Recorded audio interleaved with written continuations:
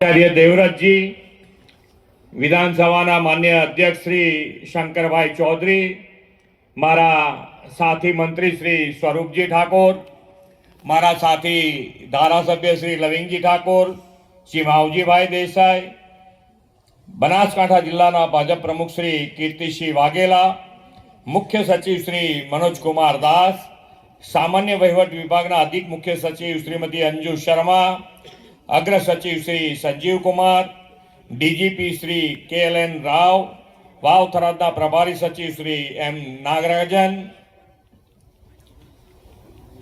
Range IG Shri Chirag Kordia, માર્ગ મકાન સચિવ શ્રી PR પટેલિયા, વાવ થરાદના કલેક્ટર શ્રી JS પ્રજાપતિ, જિલ્લા વિકાસ અધિકારી શ્રી કાર્તિક જીવાણી, આમંત્રિત સર્વે મહાનુભાવો, પ્રેસ મીડિયાના મિત્રો, સૌને મારા નમસ્કાર। આજે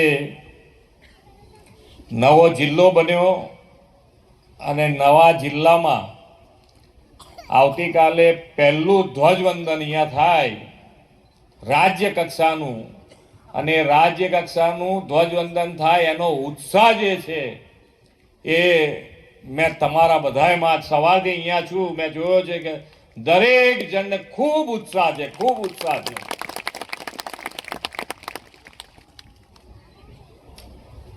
નવરચિત વાવ થરાદ જિલ્લામાં ઉજવાઈ રહેલા 77મા પ્રજાસત્તાક પર્વની આપ સૌને ખૂબ ખૂબ શુભેચ્છાઓ પાઠવું છું।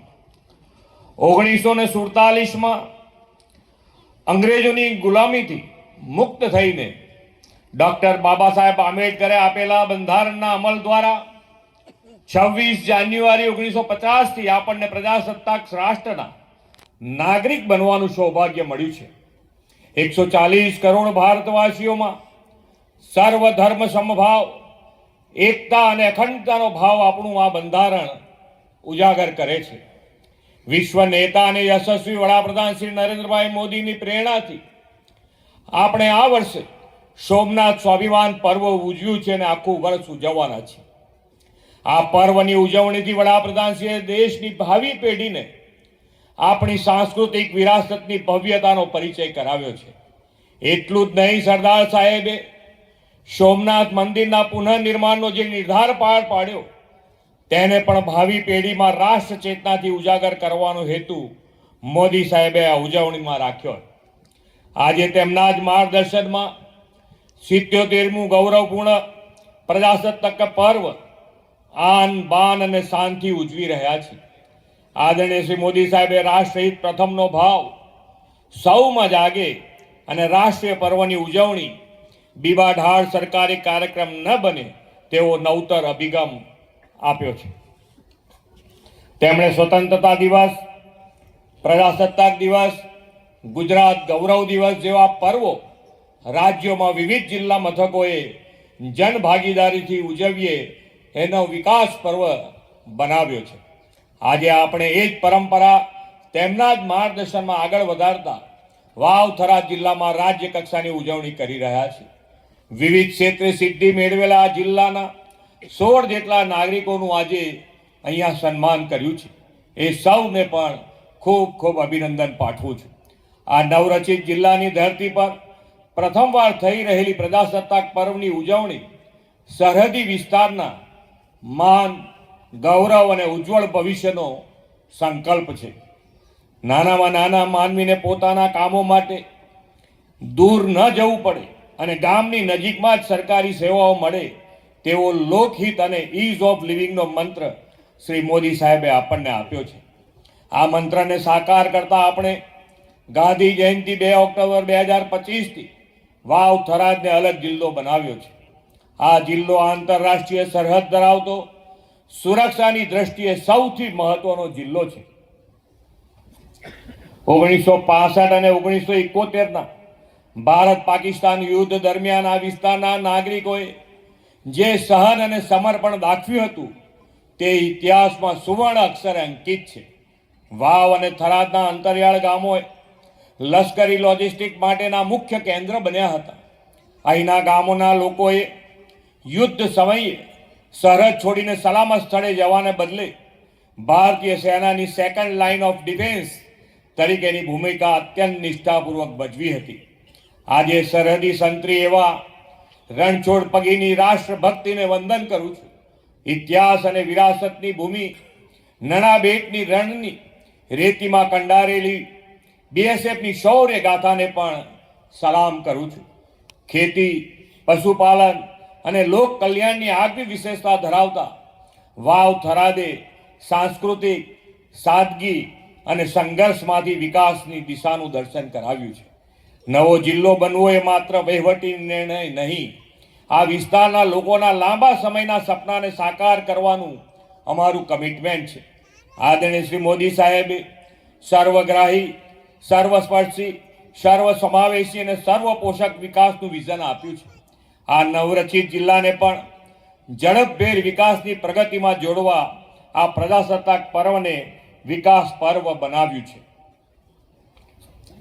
નવા જિલ્લાઓમાં પણ રોડ, રસ્તા, શિક્ષણ, આરોગ્ય, કનેક્ટિવિટી જેવા ઇન્ફ્રાસ્ટ્રક્ચરના વિકાસ કામોને આપણે પ્રાયોરિટી આપી છે.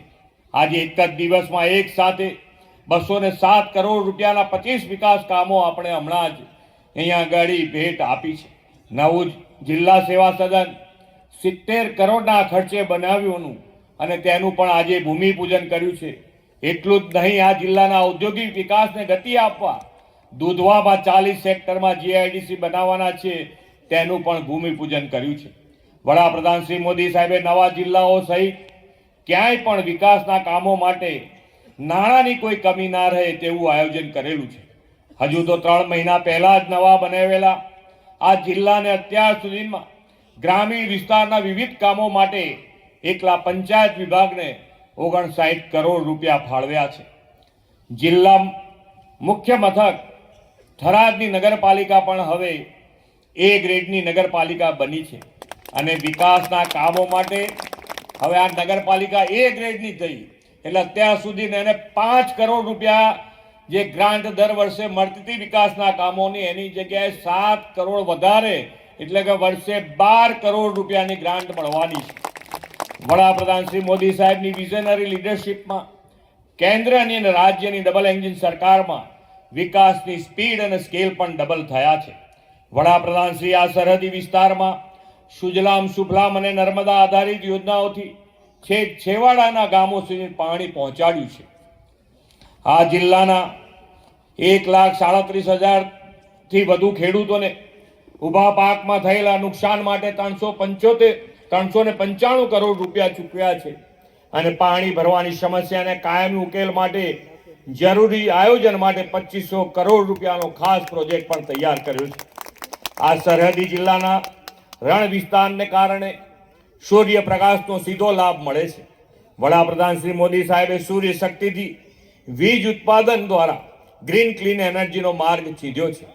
અહીંના રાધા નેસડામાં 700 મેગાવોટથી વીજ ઉત્પાદન ક્ષમતાનો પ્લાન્ટ 1400 હેક્ટરમાં કાર્યરત છે.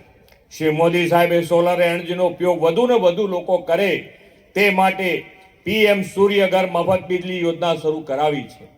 પાકિસ્તાન સરહદથી માત્ર 40 કિલોમીટર દૂર વસેલું 800ની વસ્તી ધરાવતું આ જિલ્લાનું મસોલી ગામ દેશની પ્રથમ સરહદી સોલર વિલેજ બન્યું છે, તે માટે પણ અભિનંદન પાઠવું છું. આ જિલ્લો આવનાર સમયમાં સોલર એનર્જી ઉત્પાદનમાં રાજ્યોમાં અગ્રેસર બને તેવી આપણી નેમ છે. આ માટે અંદાજે 25,000 કરોડના રોકાણ સાથે વર્ષે 5,000 મેગાવોટ સૂર્ય ઉર્જા અને ગ્રીન હાઇડ્રોજનના ઉત્પાદનના આયોજનની દિશામાં પણ આપણે આગળ વધી રહ્યા છીએ. આપણે 2025માં શહેરી વિકાસ વર્ષ ઉજવ્યું છે. શહેરી વિસ્તારોમાં વહીવટી વધુ પારદર્શક બને અને નાગરિકોને પાયાની સુવિધાઓ સમયસર મળી રહે તે માટેનો પણ એક મહત્વપૂર્ણ નિર્ણય આજે લીધો છે અને નગરપાલિકાઓને વિકાસના કામો માટે હવે 11 પ્રકારની વિવિધ પાયાની સુવિધાઓ વિકસાવવા માટે સરળતાએ જમીન ફાળવવા માટે આજે આ નિર્ણય કરી રહ્યા છે.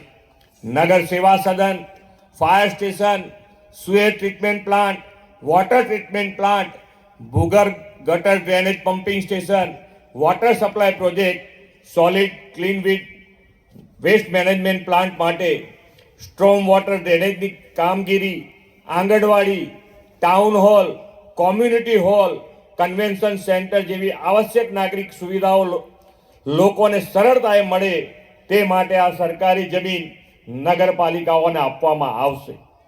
રાજ્યની નગરપાલિકાઓએ વિકાસના કામો માટે જે પહેલા જમીન આપતા હતા એમાં જંત્રીના દરે 25 થી 50% રૂપિયા ભરવા પડતા હતા. હવે એક પણ રૂપિયો ભર્યા વગર આ જમીન સરળતાથી નગરપાલિકાને આપવામાં આવવાની છે. નાગરિકોને પણ આ નિર્ણયથી પાણી, ગટર, શિક્ષણ અને આરોગ્ય જેવી પ્રાથમિક સુવિધાઓ ત્વરિત મળતી થશે. 77મા પ્રજાસત્તાક દિવસની રાજ્ય કક્ષાની ઉજવણીના પ્રથમવાર યજમાન બનેલા આ વાવ થરાદ જિલ્લાની વિકાસ યાત્રાને વધુ ગતિશીલ બનાવવાનો સરકારનો નિર્ણય છે અને આના માટે જિલ્લાના સર્વાંગી વિકાસના કામો માટે 2.5 કરોડ રૂપિયા જિલ્લા કલેક્ટરને અને ગ્રામ પંચાયતના વિકાસ માટે 2.5 કરોડ રૂપિયા ડીડીઓને આપવાની પણ જાહેરાત કરું છું.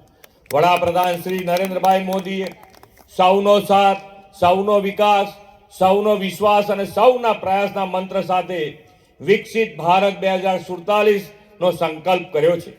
77મા પ્રજાસત્તાક પર્વની અહીં થઈ રહેલી રાજ્ય કક્ષાની ઉજવણી આજે મળેલા વિકાસ કામો અને ભવિષ્યના વિકાસ રોડ મેપ સાથે વિકસિત વાવ થરાદથી વિકસિત ગુજરાત, વિકસિત ભારતમાં મહત્વનું યોગદાન આપવા માટે અગ્રેસર રાખશે તેવા વિશ્વાસ સાથે વિરમું છું. ભારત માતા કી જય. વંદે માતરમ. જય જય ગરવી ગુજરાત.